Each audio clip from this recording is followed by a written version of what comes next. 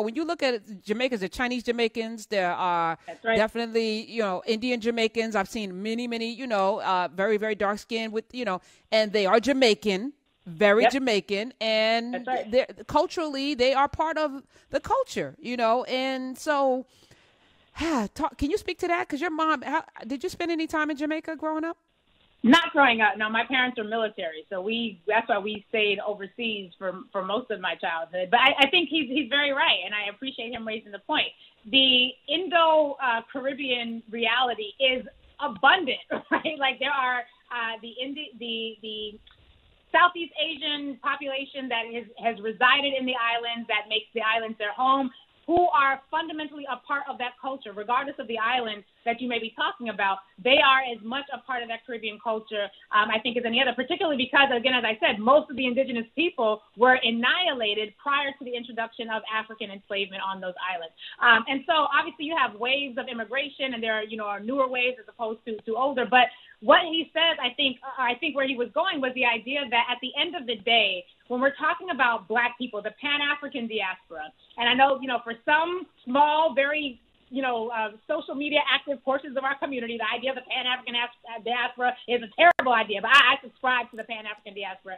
The idea that your village in Ghana could be raided, everyone put on a boat, and a third of your village be dropped off in Brazil, aside from the fact that a fifth of the boat didn't make it, a third of your village be dropped off in Brazil, a tenth of the village be dropped off in Venezuela, another segment be dropped off in the Dominican Republic / Haiti, another segment in Jamaica, another segment in South Carolina, and some of the ones who were in South Carolina got back on another boat and went back down south or went back down to the Caribbean because they were too wild, and so they had to be broken in the Caribbean because the type of brutality that was experienced in many of these islands in slave plantations was so horrific that it outpaced what was happening here in many parts of America. So when we're talking about that, those people who started off at one village in Ghana, they don't stop being family because some of them got off in Brazil, others in Venezuela, some in the Dominican Republic, Haiti, and some, even though now we are all forced to speak Portuguese, Spanish, French, English, 4 different languages forced upon us, we are still related and interconnected. So the idea that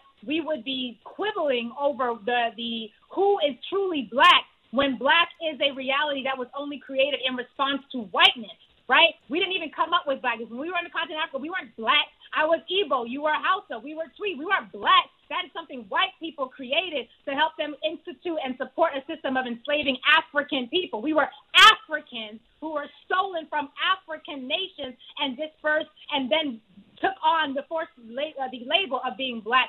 So, I get what people are saying, well, if we get reparations here, you just got here, you should. Listen, if the island of Jamaica were to get reparations from the Queen, I am probably not going to get a check. Why? Because I don't even have Jamaican citizenship. I'm cool with that. But guess what? Nobody in Jamaica is mounting up a movement talking about I'm not Black because I'm not a Jamaican national, right? So this whole idea of reparations, which we do not have, right? Fighting and creating these types of divisions over a desire that we have yet to even be sophisticated enough to put into place, wheels into place to actually manifest is really, that is not something that does not bring us closer to freedom. When we talk about does it make us more free or does it keep us more enslaved, that does not bring us closer to freedom. So as we're hearing people respond to this vice presidential pick, as we're hearing people respond to Kamala, do not get it twisted. You can have a belief about who is rightfully entitled to a particular social benefit from a particular government, but that is not at all the same thing as saying somebody is not Black. So because at the end of the day, when I went to the Dominican Republic, people told me I was not Black. They was like, no, you're not Black, you're India. And I'm like, no, I'm really Black. They were like, no, you're India. And why would you want to even admit that you're Black is the second question. But the reality is Blackness is a social construct. It shifts and it's different depending on the island or the country that you live in. So we certainly should not be determining our policy and our political policy based on these man-made constructs that were intentionally put in place to divide us in the first place. No more division. I'm not here for it.